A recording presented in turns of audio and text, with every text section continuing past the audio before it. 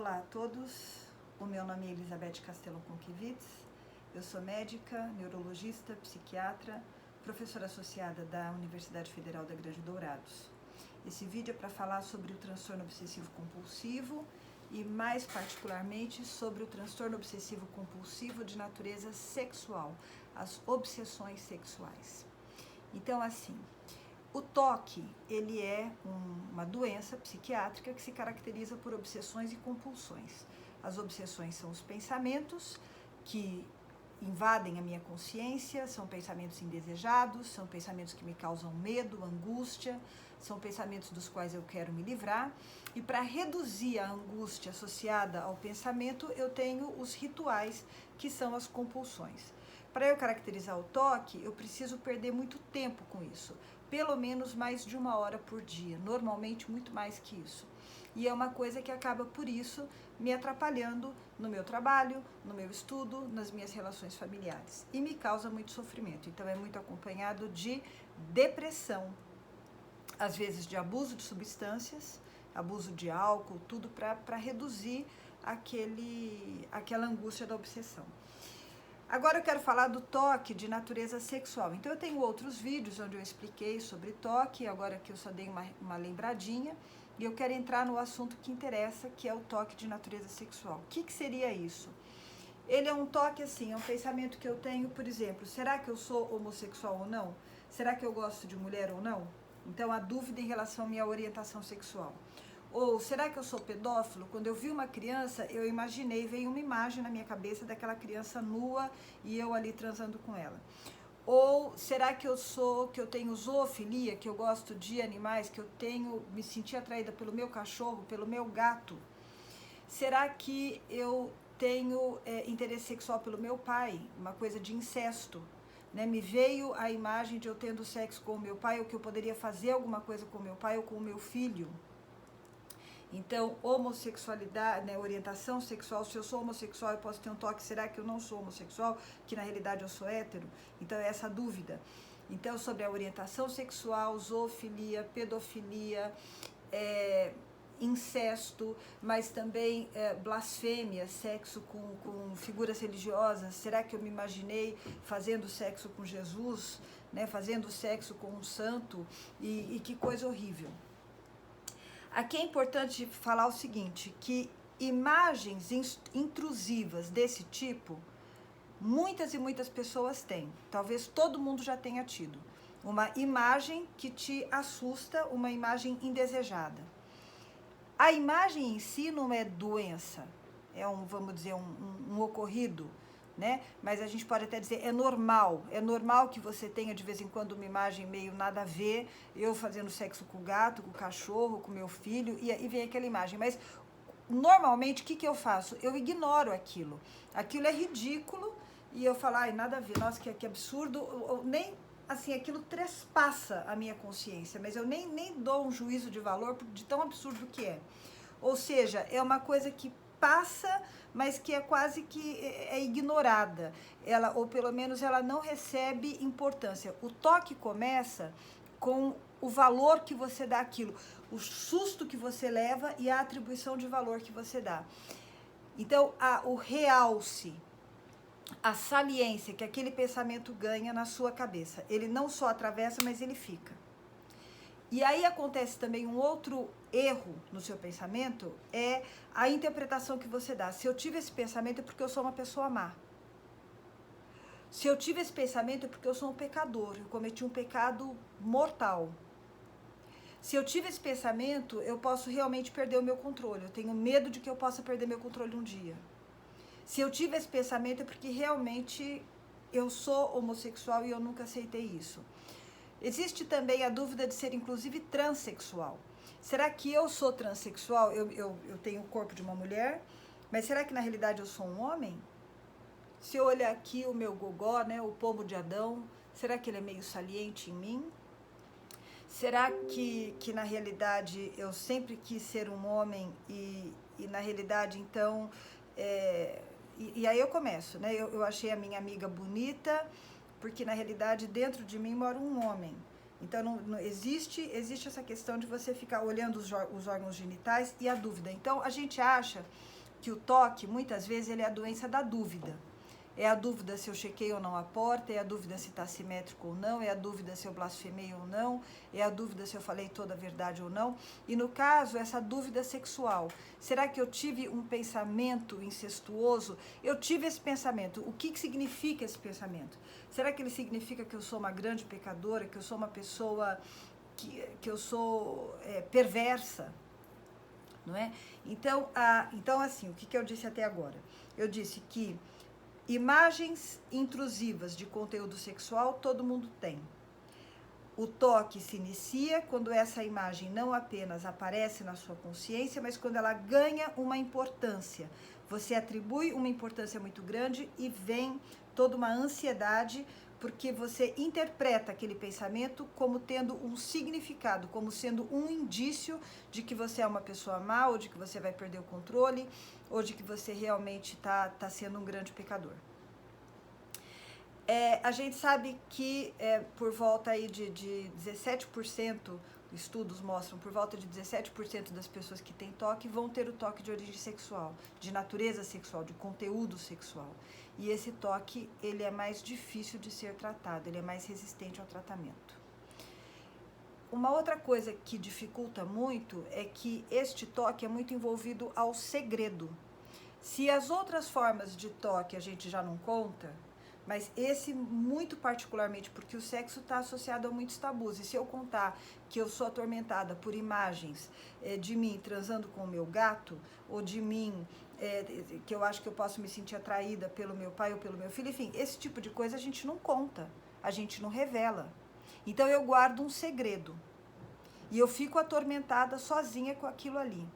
Não interpreto aquilo como sendo um transtorno psiquiátrico, eu interpreto como um transtorno moral, como sendo um indício de que eu sou uma pecadora, de que eu sou suja, de que eu sou indecente. Então aí vem o sentimento de vergonha, de culpa, de raiva de si mesmo, de depressão,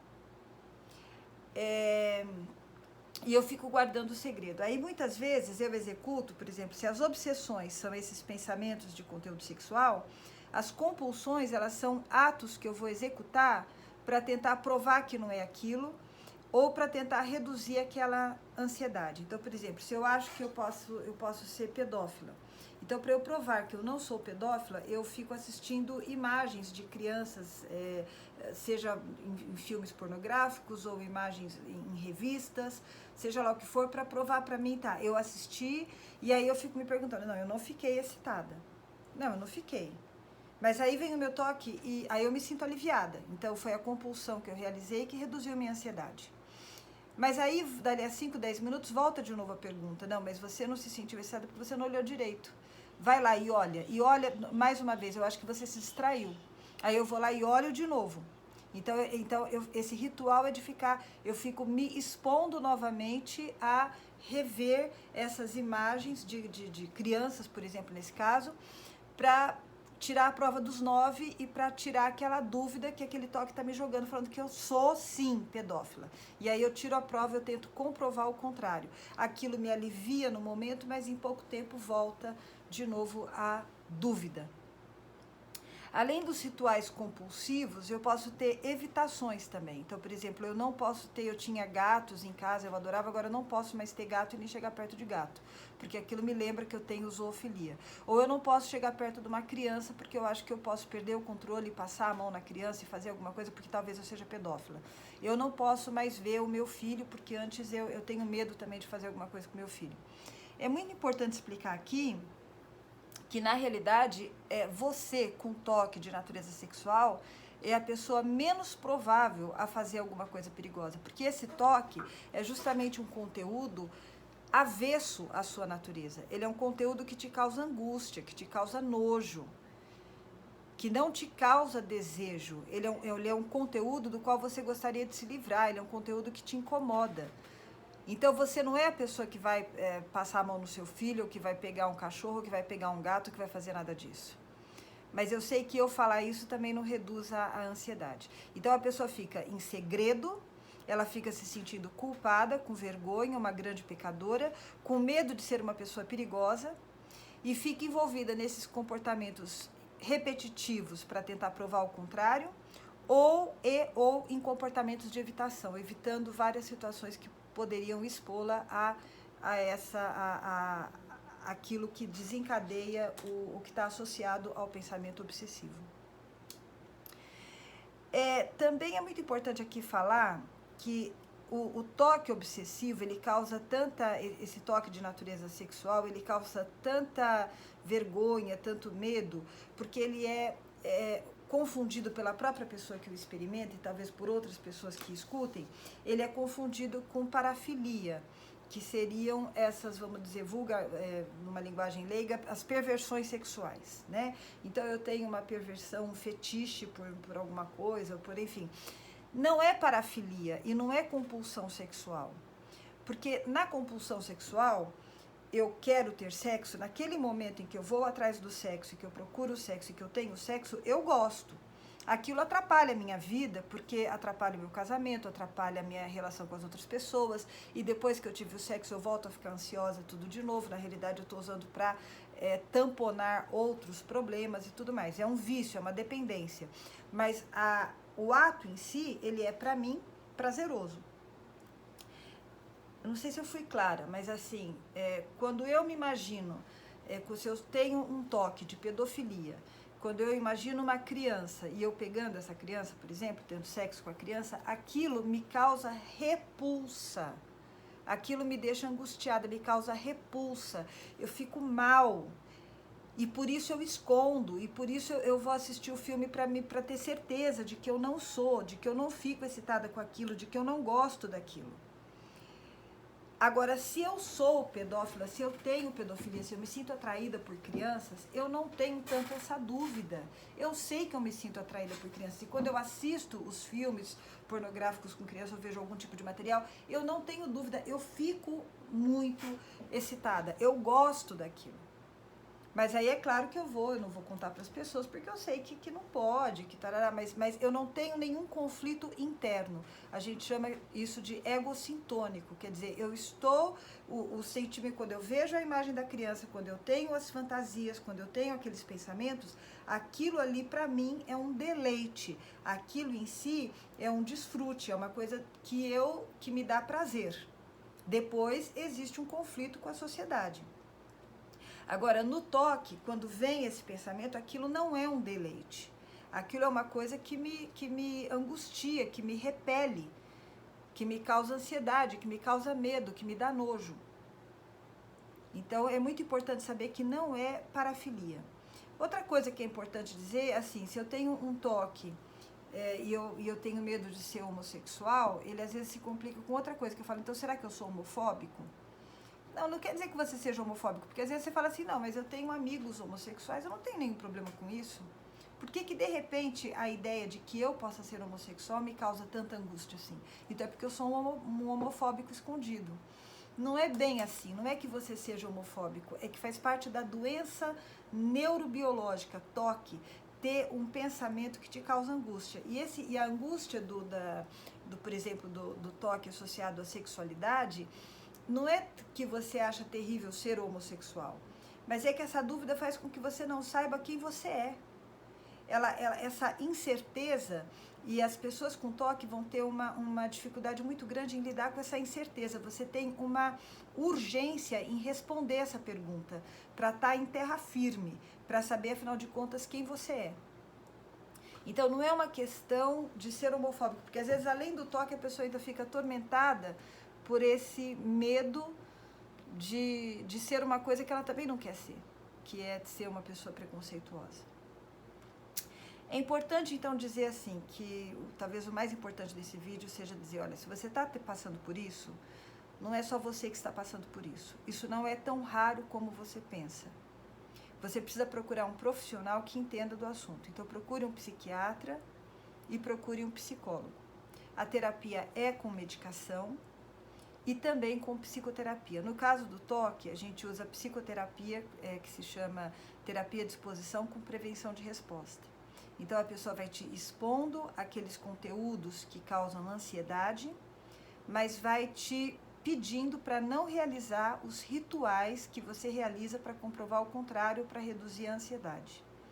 Conforme você resiste aos rituais e não os realiza, você vai aos poucos aprendendo que a não realização dos rituais, na realidade, aos poucos, não de imediato, mas aos poucos ela vai reduzir a ansiedade. Porque quanto mais eu tento comprovar, através do filme pornô, ou através de uma outra coisa também, a masturbação. Eu vou me masturbar e eu vou ver se aquele pensamento aparece e se é com aquele pensamento que eu tenho prazer ou não, e aí eu também viro um rolo. E às vezes eu uso essas coisas, esses procedimentos, para provar o contrário. Mas essa prova do contrário, ela só me torna cada vez mais dependente da realização dos rituais e, de fato, cada vez mais ansiosa. Então, não reduz a minha ansiedade. Então, isso exige essa terapia de exposição. É muito importante também verificar, isso eu já estou falando para o terapeuta, verificar se não tem associação com trauma, né? Se não existe aí uma experiência traumática no passado. Então, a gente tem que ver essa relação, porque se houve uma experiência traumática no passado, isso muda também um pouco a abordagem terapêutica. Além dessa terapia de exposição com prevenção de resposta, que pode parecer para muitos pacientes assustadora, que você fala, ele vai me expor, e aí eu não vou poder realizar o ritual, e se a terapeuta provar mesmo que realmente eu sou pedófilo, né? Uma outra forma, um outro procedimento que é bastante usado, que tem resultados e que ajuda como complementação, são as terapias baseadas em mindfulness. Mindfulness significa eu aprender a aceitar situações adversas, sentimentos adversos, dúvidas, ansiedade, angústia, momentos difíceis. Então eu aprendo a sentar, eu fico centrada em mim, centrada no momento presente, e eu observo que aquilo que está acontecendo comigo não é agradável. Eu estou tendo taquicardia, eu estou com a minha respiração acelerada, eu estou com sudorese, eu estou com aqueles pensamentos que são muito ruins, aquilo está me gerando dúvida. Mas eu vou aprendendo, então tem método, tem forma para aprender isso, eu vou aprendendo a observar, sem me julgar, sem me condenar, sem achar que eu sou uma pecadora, uma perversa, ou que eu preciso responder aquela dúvida, será que eu sou homossexual, será que eu não sou? Eu vou aprendendo a tolerar essa dúvida, tolerar essa insegurança e me estabilizar naquele momento. Eu vou vendo, tá, o mundo não acabou por causa disso, eu continuo respirando, e eu consigo suportar isso e consigo de alguma forma aceitar, no sentido de que não é uma coisa que eu tenho que apagar imediatamente, que eu tenho que resolver imediatamente. É uma postura aparentemente passiva, mas é uma postura que te fortalece. E uma parte de mim está sofrendo todos esses sentimentos e uma outra parte está observando. Então, com isso, a intensidade do sofrimento se reduz, porque o sofrimento é aquilo de que eu tenho consciência. Então, uma parte da minha consciência fica apenas na observação. Então, as terapias mindfulness também têm bons resultados nesse caso. Porque as pessoas com toque, elas têm muito essa dificuldade em lidar com a dúvida. E o problema do toque é que você dá atenção para ele, como eu falei no início do vídeo, e você quer tirar essa dúvida, você quer sanar, você quer tirar a prova dos 9, você quer tirar limpo. Eu sou ou eu não sou? Eu gosto ou eu não gosto? E mesmo que você saiba que aquilo não tem sentido, que aquilo te atrapalha, que não precisaria ficar assim, a angústia, a ansiedade é maior. E aí você se envolve nos rituais, sem perceber, ou apesar de perceber, que esses rituais só fortalecem o toque. Quanto mais ritual você faz, é como se fosse um diabo falando, você fez esse ritual, você acha que você se livrou? Você acha que você provou para mim que você não é homossexual? Não provou, não. Pois eu venho com a pergunta. A minha pergunta é que você estava distraído. Você pensa que eu não sei? Tá, então aí você vai lá e faz o ritual de novo. Aí você se alivia. Aí ele vem por trás de novo. Não, mas e se aconteceu isso? E se? E aí você se envolve com aquilo. Se você falasse, tá, talvez eu seja, talvez eu não seja, tudo bem. Você tentar reduzir o valor que você dá àquilo e a saliência atribuída a esse pensamento e essa necessidade, aí é o seu jeito de pensar, a necessidade que você tem de tirar aquilo a limpo, de não conseguir permanecer na dúvida. Aí entra o mindfulness, que te ajuda a tolerar essa situação de dúvida, que é a suspensão do juízo, tá? Eu não sei se eu sou homossexual ou se eu não sou, mas eu tolero isso, eu suporto isso. Como eu disse, isso não são coisas que você vai aprender comigo aqui agora. O meu vídeo é só para dizer que isso existe e que você deve procurar um profissional adequado que saiba trabalhar com isso, porque também não é qualquer profissional. Então essa talvez seja a mensagem principal desse vídeo. Não esconda, não mantenha segredo, não acredite que os seus rituais associados à pornografia, à masturbação ou os seus comportamentos de evitação, não posso ver isso, não posso chegar perto daquilo, não acredite que isso vai resolver o seu problema. Por outro lado, saiba sim que o seu problema tem solução, tem tratamento, desde que você saia desse segredo e procure de fato ajuda com pessoas especializadas que entendem do assunto, que vão poder te ajudar. Obrigada.